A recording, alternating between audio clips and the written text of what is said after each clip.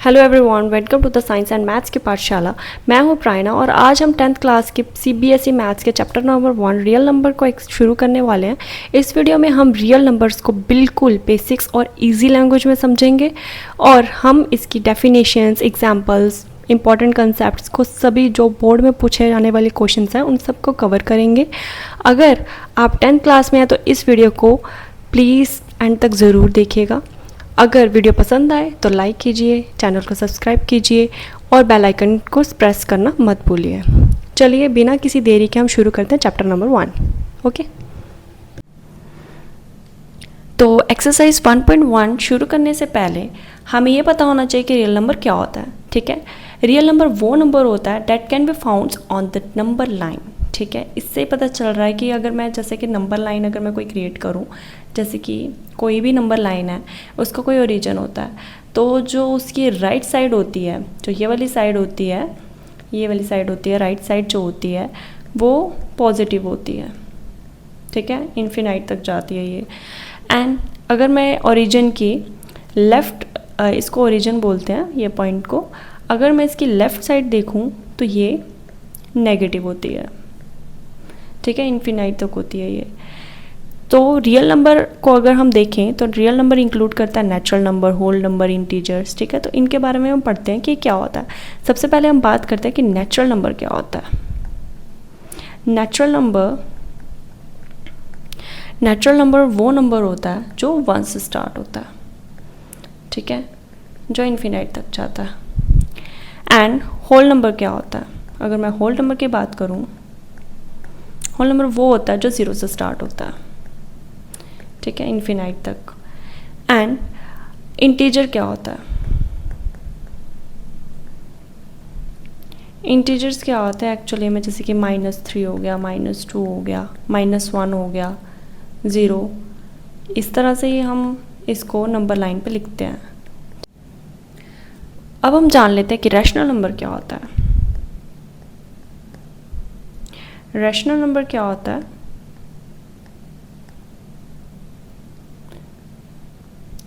Rational number वो number होते हैं जो P और Q के फॉर्म में लिखे जाते हैं, P/Q के फॉर्म में लिखे जाते हैं। अब आप सोचोगे P और Q क्या होता है? मैं यहाँ पे लिख रही हूँ P और Q क्या होता है। एक्चुअली में ये इंटीजर्स होते हैं, ये इंटीजर्स होते हैं और इसमें जो Q होता है वो इज़ नॉट इक्वल्स टू 0। ठीक है, इसे हम रैशनल नंबर बोलते हैं। अगर रैशनल नंबर की अगर मैं एग्जांपल लूँ तो इसकी एग्जांपल होती है जैसे कि 8/11, -3 भी हो सकती है, -3/17। ठीक है, इस तरह से हम रैशनल नंबर को डिफ़ाइन करते हैं। अब हम आते हैं इरेशनल नंबर पे कि इरेशनल नंबर क्या होते हैं। इरेशनल नंबर, मैं इसको थोड़ा सा वैसे लिख रही हूँ। ठीक है, इरेशनल नंबर क्या होता है? इरेशनल नंबर वो होते हैं जो P/Q की फॉर्म में नहीं लिखे जाते हैं।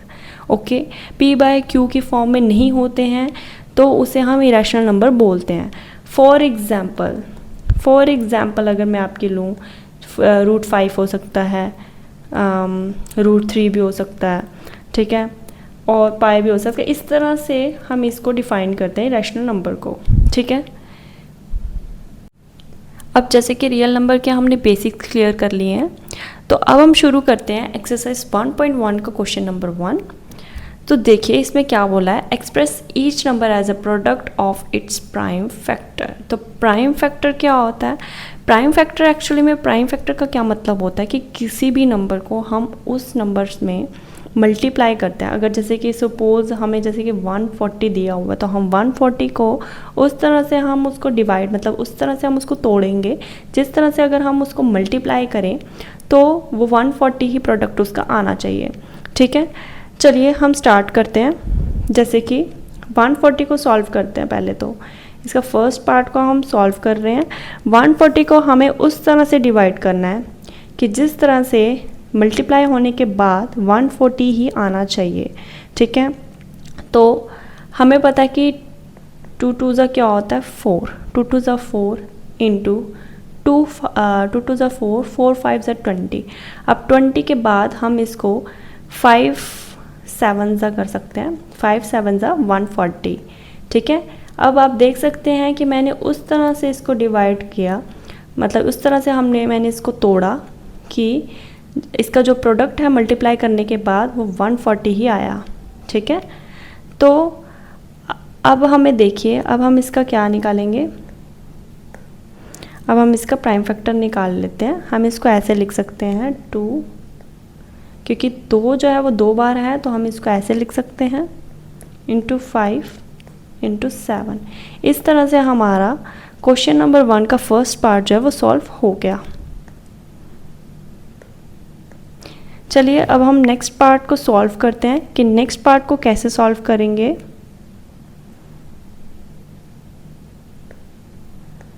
नेक्स्ट पार्ट है हमारा 156 को कैसे हम 156 को वैसे ही हम वो करेंगे, मल्टीप्लाई करेंगे, मतलब उस तरह से हम डिवाइड करेंगे कि उसे मल्टीप्लाई करने के बाद जो उसका प्रोडक्ट है वो 156 ही आना चाहिए। तो इस तरह से हम करेंगे इंटू 13, ठीक है। 2 2 ज़ा 4, अगर हम इसे करें 2 2 ज़ा 4 एंड 4 3 ज़ा 12 एंड 12 13 ज़ा 156, ओके।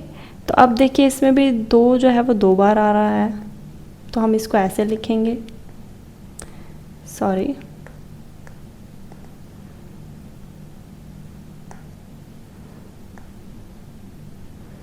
Into 3 into 13, okay.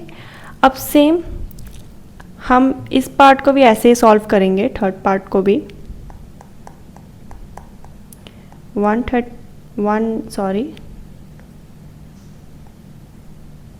हम इस पार्ट को भी इसी तरह सॉल्व करेंगे, थर्ड पार्ट को भी इसी तरह सॉल्व करेंगे। इसको भी हम उसी तरह से मल्टीप्लाई कर लेते हैं, 3 3 ज़ा 9 5 इंटू 17, ओके। तो अब ये देखिए इसमें भी 2 बार आ रहे हैं, 2 बार 3 आ रहा है और 2 बार 5 आ रहा है, तो इसे हम कैसे लिख देंगे,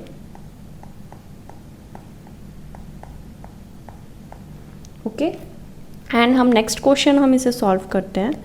नेक्स्ट क्वेश्चन है, मतलब सॉरी नेक्स्ट पार्ट है हमारा,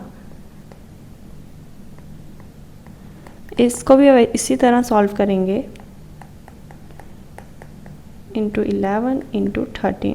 अब इसमें देखिए इसमें जो है कोई भी सब अलग अलग नंबर है, तो इसको हम इसी तरह से रखेंगे, ठीक है। अब हम करते हैं फिफ्थ पार्ट सॉल्व,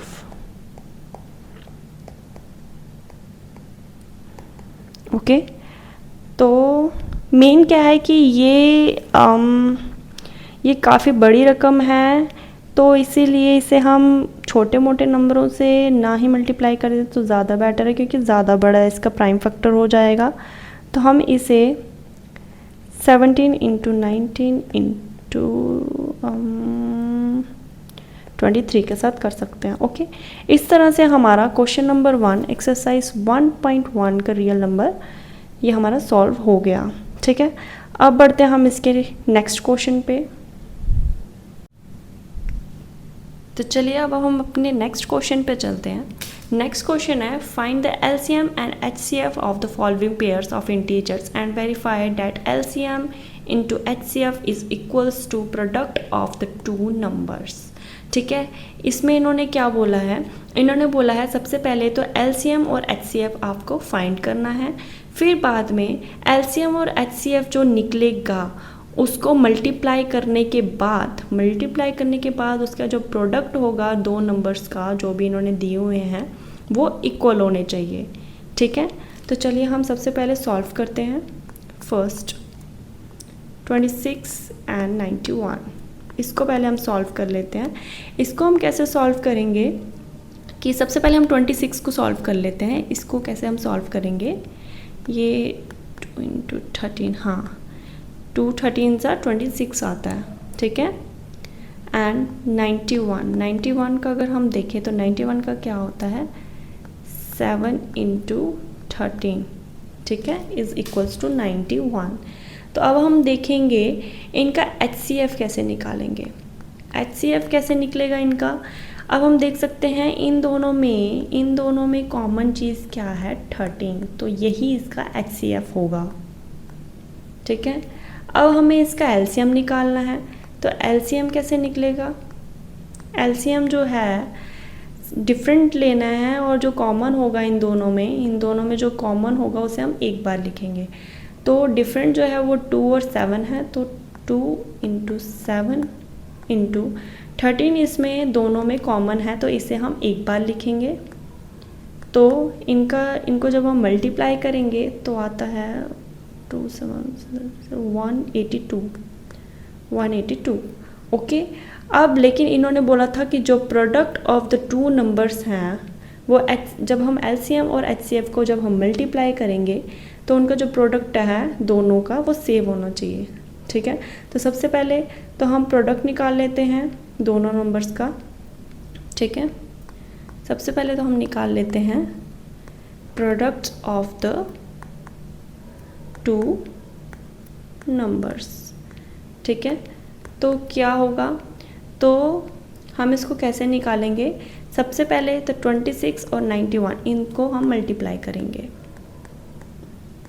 क्योंकि इन दोनों का प्रोडक्ट निकालना है। तो इन दोनों का प्रोडक्ट जो है अगर हम इसको मल्टीप्लाई करेंगे 26 × 91 करेंगे तो आता है 2366। ओके, एंड देन हमें HCF इन्होंने बोला है जैसे कि LCM और HCF को हमें क्या करना है? मल्टीप्लाई करने के बाद प्रोडक्ट के इक्वल होना चाहिए। तो HCF × LCM इनको हम मल्टीप्लाई करके देख लेते हैं। इनको जैसे कि इनका HCF जो है वो हमारा आ रहा है 13, LCM आ रहा है हमारा 182। तो इनको जब हम मल्टीप्लाई करेंगे तो ये भी सेम ही आ रहा है। ठीक है, हेंस जो प्रोडक्ट्स होंगे, प्रोडक्ट जो दोनों नंबर के जो प्रोडक्ट हैं, product of the two number equals to HCF × LCM। इस तरह से हमारा क्वेश्चन नंबर 2 का फर्स्ट पार्ट सॉल्व हो गया। ओके, अब हम चलते हैं सेकंड पार्ट पे। सेकंड पार्ट भी सेम इसी तरह करना है। सेकंड पार्ट है हमारा 510 और 92। तो चलिए इसको भी सॉल्व कर लेते हैं। सेकंड पार्ट जो है वो हमारा है 510 एंड 92। तो इसको भी सेम उसी तरह सॉल्व करना है जिस तरह से हमने ऊपर फर्स्ट पार्ट को सॉल्व किया है। तो 510 का सबसे पहले हम क्या निकाल लेते हैं? Prime factor. सेम उसी तरह से जिस तरह से फर्स्ट निकाला था, × 5 × 17 या ठीक है, इसी तरह ये इसका प्राइम फैक्टर निकल गया 510 का। अब सेम हम 92 का निकालेंगे। 2 × 4 4 23 92।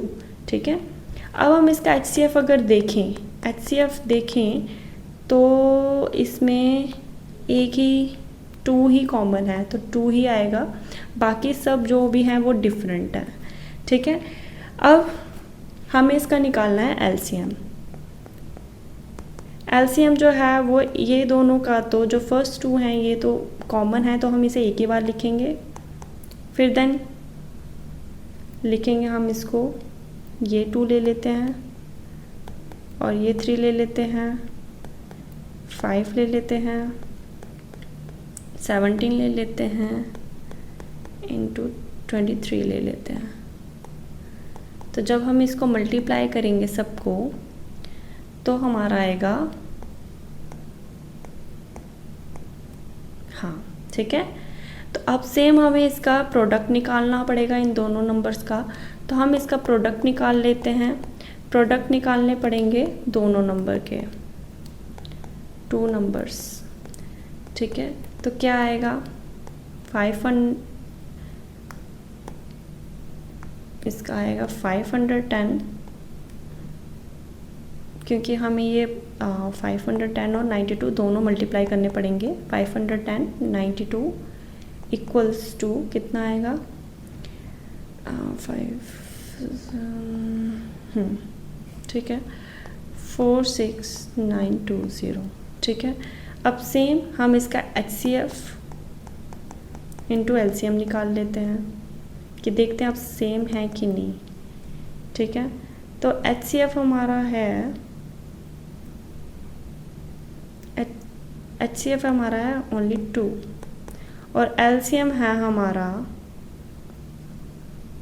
23460 तो ये सेम आ रहा है, ये दोनों सेम ही हैं। तो इसका मतलब ये क्वेश्चन भी क्या है, hence product of the two numbers is equals to HCF into LCM। Okay अब इसका थर्ड पार्ट आप खुद करके दिखाइए और मुझे इसका आंसर जो है वो कमेंट सेक्शन में ज़रूर दीजिए। हमारा क्वेश्चन नंबर थर्ड क्या बोलता है, कहता है find the LCM and HCF of the following integers by applying the prime factorisation. Same वही प्राइम फैक्टर ही लगाना है इसमें, प्राइम फैक्टराइजेशन मेथड ही लगाना है इसमें। तो लेकिन पिछले क्वेश्चन में सिर्फ 2 डिजिट्स दिए हुए थे, लेकिन इसमें 3 दिए हुए हैं, मतलब 3 हमें तीनों का प्रोडक्ट निकालना पड़ेगा सेम, जिस तरह से हमने पीछे क्वेश्चन नंबर 2 में किया था। ठीक है तो चलिए स्टार्ट करते हैं। तो सबसे पहले हम क्वेश्चन नंबर 1 को सॉल्व करते हैं। 12 इंटू 15 एंड 21। ठीक है तो सबसे पहले तो हम 12 को सॉल्व करते हैं कि 12 को कैसे हम सेम वैसे ही फैक्टराइजेशन लगाना है जैसे हमने पीछे लगाया था प्राइम फैक्टर में। तो 12 को हम कैसे सॉल्व करेंगे, 2 2s are 4 and 4 3s are 12। ठीक है तो ये 2 बार है तो इसे हम एक ही बार लिखेंगे और ऊपर हम इसको स्क्वायर लगा देंगे। ठीक है एंड सेम हम 15 का करते हैं सॉल्व। 15 को कैसे, 3 5 से 15, इट्स अ कॉमन। एंड 21 का हम कैसे, 3 7 से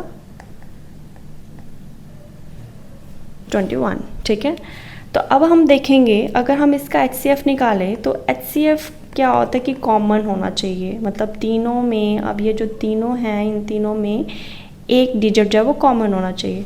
तो हम देख सकते हैं कि 3 जो है, जो हमारा 3 है, जैसे कि हमारा जो 3 है इसमें भी है, इसमें भी है और इसमें भी है, तो HCF हमारा क्या आ जाएगा 3। ठीक है अब उस तरह से हम LCM निकालें। LCM हमारा क्या निकल जाएगा, LCM जो है वो हमारा निकल जाएगा 2, जैसे कि 2 जो है वो 2 बार है तो हम 2 बार है तो 2 बार ही हम लिखेंगे इसको। ठीक है अब लेकिन 3 जो है वो एक ही, मतलब तीनों में कॉमन है तो हम इसे एक ही बार लिखेंगे, इंटू 5 लिखेंगे, इंटू 7 लिखेंगे। तो इनको मल्टीप्लाई करने के बाद जो प्रोडक्ट आएगा वो आएगा हमारा 2 to the 4 5। ठीक है 420 आएगा। ठीक है इसी हिसाब से अब हम इसका सेकंड पार्ट सॉल्व करते हैं। सेकंड पार्ट जो है वो है, सेकंड पार्ट जो है 17 23 एंड 29। ठीक है 17 23 एंड 29।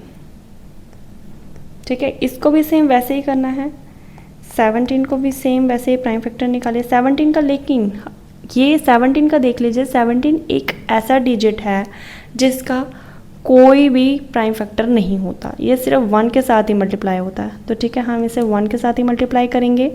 अब 23 का भी देखिए कुछ नहीं होता, कोई किसी के साथ मल्टीप्लाई नहीं होता, इसका भी हम 1 के साथ ही करेंगे। 29 का भी अगर देखा जाए तो 29 का भी कुछ नहीं होता, कोई प्राइम फैक्टर नहीं होता, तो हम इसको 1 के साथ ही मल्टीप्लाई करते हैं। ठीक है तो HCF हमारा क्या निकल जाएगा 1 और LCM क्या निकलेगा हमारा, LCM हमारा यही डिफरेंट है सभी, 17 इंटू 23 इंटू 29। ठीक है तो क्या आएगा इसका 11,000। ठीक है यही आएगा हमारा आंसर। ठीक है अब सेम थर्ड क्वेश्चन जो है वो आप खुद सॉल्व करेंगे।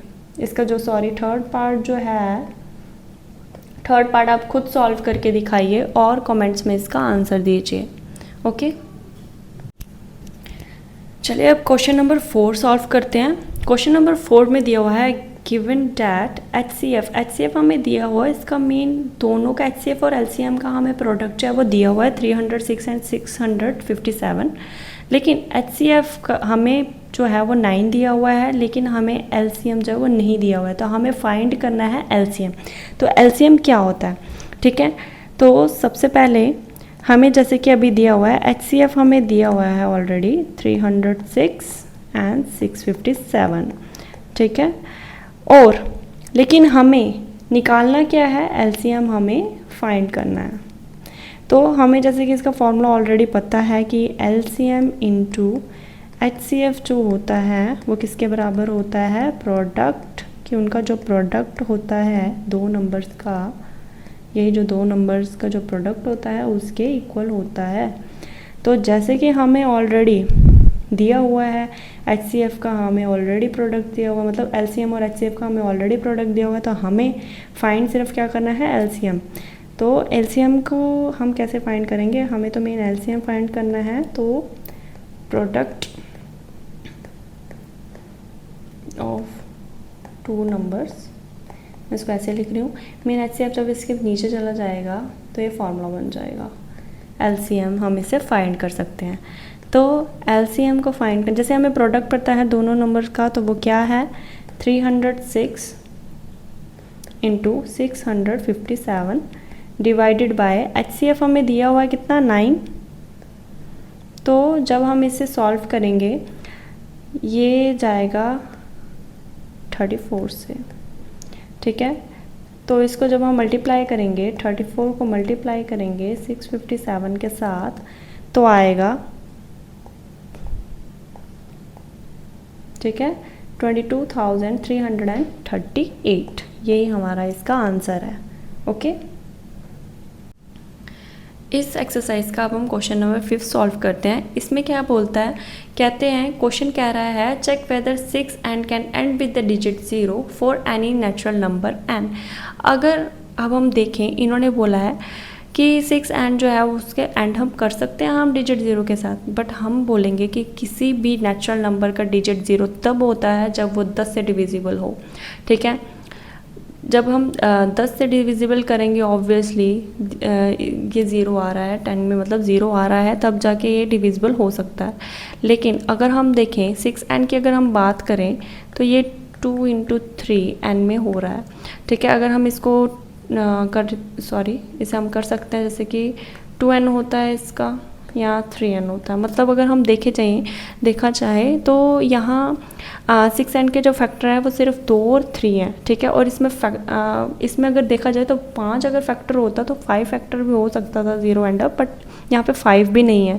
तो इसलिए 6n जो है वो कभी भी 10 से डिविजिबल नहीं हो सकता, और अगर 10 से डिविजिबल नहीं है तो इसका लास्ट डिजिट 0 नहीं हो सकता, ठीक है। अगर हम एग्जाम्पल्स अगर इसकी ले लें, एग्जाम्पल अगर हम ले लें 61, अगर हम 62 भी ले लें, अगर हम इसका 36, ठीक है, तब भी ये मतलब नहीं हो सकता। हर बार लास्ट डिजिट जो है वो क्या आ रहा है, 6 ही आ रहा है, तो ये 0 नहीं हो सकता। तो कंक्लूजन इसका यही है कि 6 एंड जो है वो किसी भी नेचुरल नंबर के साथ ये कोई भी डिजिट इसके एंड पे नहीं आ सकता। क्यों नहीं आ सकता, जैसे कि मैंने आपको एग्जांपल्स दे दी कि हमेशा एंड पे क्या आ रहा है, 6 ही आ रहा है। तो इसका मतलब यही है कि एक्चुअल 6 एंड का जो लास्ट डिजिट है वो हमेशा 6 ही होता है, तो जिसकी वजह से ये 0 पे एंड नहीं हो सकता, ठीक है। चलिए क्वेश्चन नंबर 6 की तरफ बढ़ते हैं। तो क्वेश्चन नंबर 6 क्या बोलता है, explain why 7 × 11 × 13 + 13 and 7 × 6 × 4 × 3 × 2 × 1 + 1 are composite number. तो ठीक है, इन्होंने बोला है कि कंपोजिट नंबर ये कैसे हैं, ये जो दोनों टर्म्स हैं। तो सबसे पहले हम कंपोजिट नंबर पढ़ते हैं कि कंपोजिट नंबर क्या होता है। कि कंपोजिट नंबर क्या होता है, कंपोजिट नंबर वो नंबर होते हैं, ठीक है, जो पॉजिटिव इंटीजर्स होते हैं और 2 से ज़्यादा हो, मींस 2 से ज़्यादा हो, तो उसे हम कंपोजिट नंबर बोलते हैं, ठीक है। सबसे अगर हम देखा जाए, अगर आप बोलोगे कंपोजिट नंबर की अगर मैं एग्जांपल्स दे दूँ तो ये होता है 1 हो गया, 2 हो गया, 4 हो गया, ठीक है। इस तरह से सोन जो भी है 2 से ज़्यादा होंगे वो कंपोजिट नंबर होंगे।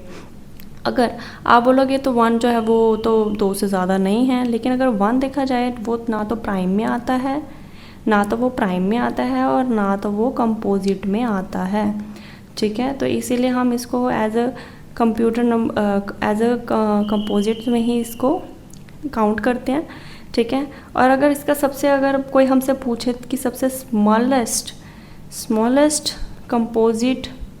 कंपोजिट नंबर क्या है, अगर कोई हमसे पूछे कि स्मॉलेस्ट कंपोजिट नंबर क्या है तो हमें क्या बोलना है, वो है 4, ठीक है। अब चलिए अब इस क्वेश्चन को अगर हम देखें तो सबसे पहले तो हम लेते हैं, जैसे कि ये दिया हुआ है 7 × 11 × 13 + 13। इसको अगर हम देखें तो कॉमन फैक्टर हम देखेंगे तो 13 है, ठीक है। तो 13 को हम बाहर निकालते हैं सबसे पहले, अगर देखें तो इसको करके देखते हैं, × 11 × 13, ठीक है। अगर इसमें अगर हम इसको देखिए, सबसे पहले तो हम इसको क्या करेंगे, इसको बाहर निकालेंगे। 13 को हम बाहर निकाल लेते हैं। तो 13 को अगर मैंने बाहर निकाल दिया तो हमें पता है कि हम इसको ऐसे लिख सकते हैं +1, ठीक है। तो जब अगर हम इसको अगर हम सॉल्व कर लें तो ये बन जाता है 77 + 1, ठीक है। तो आगे अगर हम 13 इंटू ये दोनों प्लस करेंगे 77 + 1 तो बनता है 78, ठीक है। तो क्योंकि ये देखा जाए तो ये किसके फॉर्म में है, ये इसके 2 से ज़्यादा फैक्टर्स हैं, 2 से ज़्यादा फैक्टर्स हैं, तो ये क्या हो गया, ये कंपोजिट हो गया, तो इसे हम कंपोजिट बोलेंगे, ठीक है। अगर सेम, अगर हम अभी हमने इसको फर्स्ट टर्म हमने सॉल्व किया, अगर हम इसको ये सेकंड वाली टर्म अगर हम सॉल्व करके देखेंगे तो हम देखते हैं कि क्या ये कंपोजिट में आती है। तो हम इसको सेकंड का अगर हम देख लेते हैं, सेकंड है हमारा 4 × 3 × 2 × 1 + 5, यही है, हाँ, ठीक है। तो चलिए इसको आगे सॉल्व करते हैं।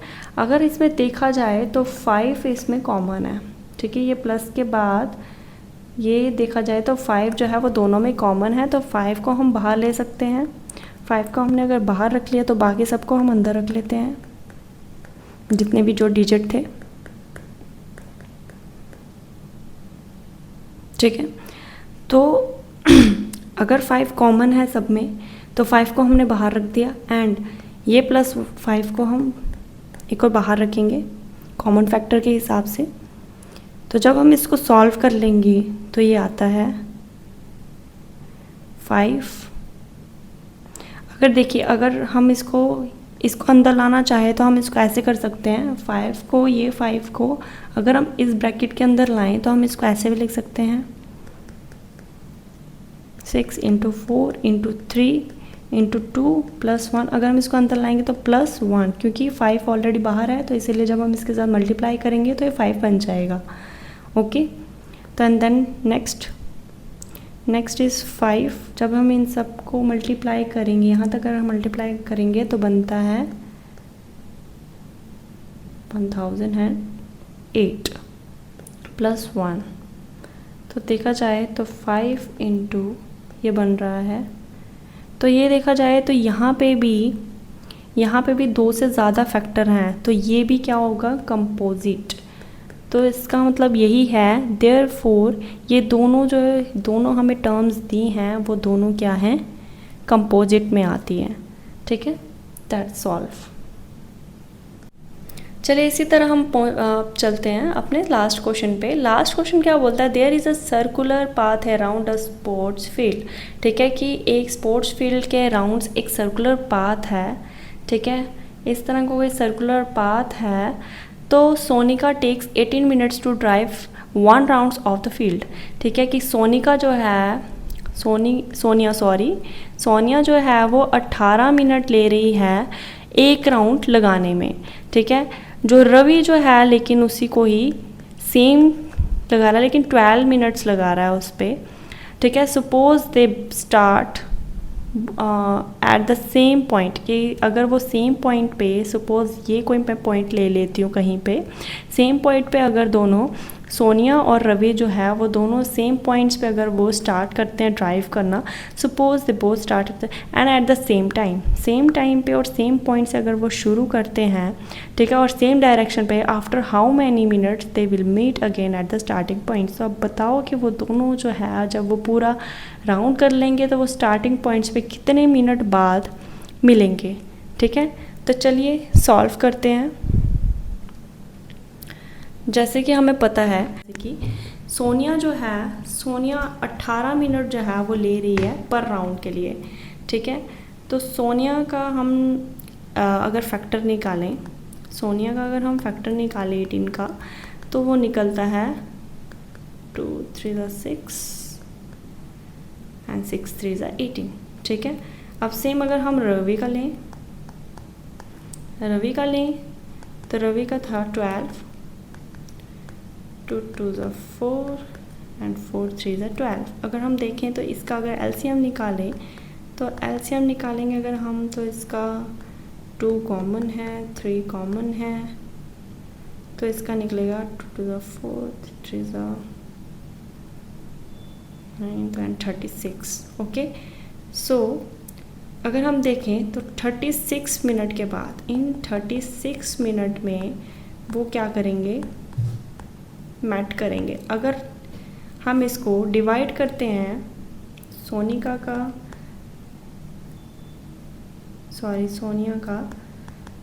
अगर हम देखें तो वो कितने कंप्लीट कर रही है, 36 पे वो अगर हम डिवाइड करते हैं इसका 18 के साथ, तो इसका 2 राउंड्स में। और रवि का अगर हम देखें तो रवि में कितना कंप्लीट कर पाएगा, रवि का आ जाएगा 36 डिवाइडेड बाय 12, तो ये 3 राउंड्स, मतलब 3 राउंड जो है वो कंप्लीट कर लेगा 36 मिनट में। तो दोनों जो है वो स्टार्टिंग पॉइंट्स पे बैक जब करेंगे तो वो कितने मिनट्स करेंगे, आफ्टर 36 मिनट्स। तो यही है आपका आंसर। ओके, इसी तरह से हमारी एक्सरसाइज 1.1 कंप्लीट हो जाती है। Thank you for watching. अगर आपको ये वीडियो हेल्पफुल लगी हो तो please like, share and channel को सब्सक्राइब करना मत भूलना। मिलते हैं नेक्स्ट वीडियो में। Thank you, bye bye.